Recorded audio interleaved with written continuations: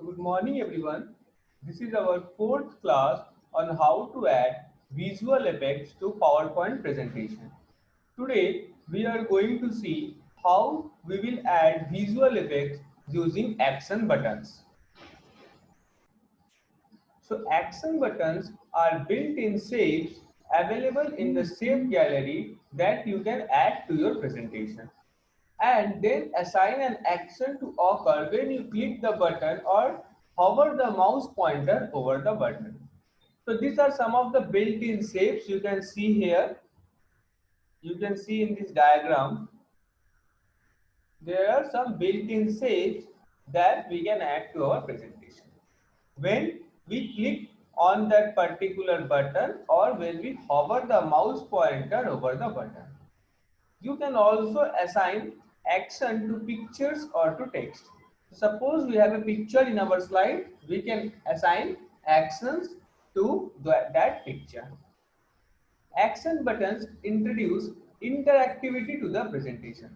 So we can interact with the presentation via action buttons. You can use interactivity through action buttons to do the following. Go to any slide of a PowerPoint presentation and go to some other PowerPoint presentation. Go to a web page, play a video clip, play an audio clip. So these are the following ways by which we can add interactivity. We can go to any other slide. We can go to some other PowerPoint presentation. We can go to a web page. We can play a video or an audio clip. To add an action button, we have to follow these steps. First, you have to click the Insert tab. Click the drop down arrow of the shapes button in the illustration group. So we have to click the drop down arrow of the shapes button which is present in the illustration group. This is shown in this figure here. A drop down menu will appear. So you will see a drop down menu.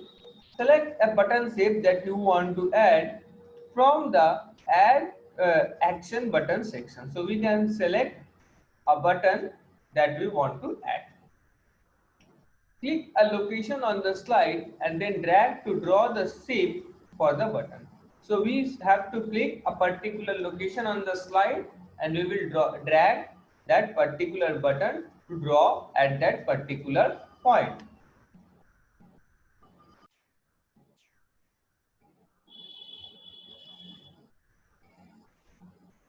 The action setting dialog box will appear. So a dialog box like this dialog box is called action setting dialog box. This will appear.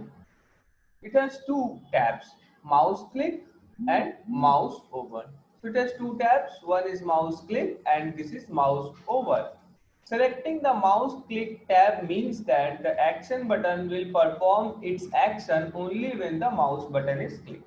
So mouse click will work when we click the mouse button. Mouse over will work. Selecting the mouse over tab means that the action button will perform its action only when you move the mouse pointer over the button. So we have to move our mouse pointer over the button and then the action button will work. This is the function of mouse over. Select the tab mouse click and do one of the following under action on click section. So we have to select mouse click and we have to do one of the following. If you do not want to perform any action with the button, click none. So in case we don't want to perform any action with that particular button, we have to click none. So in this figure, you can see we have two options, mouse click and mouse over. And if you don't want to perform anything, we can click on none.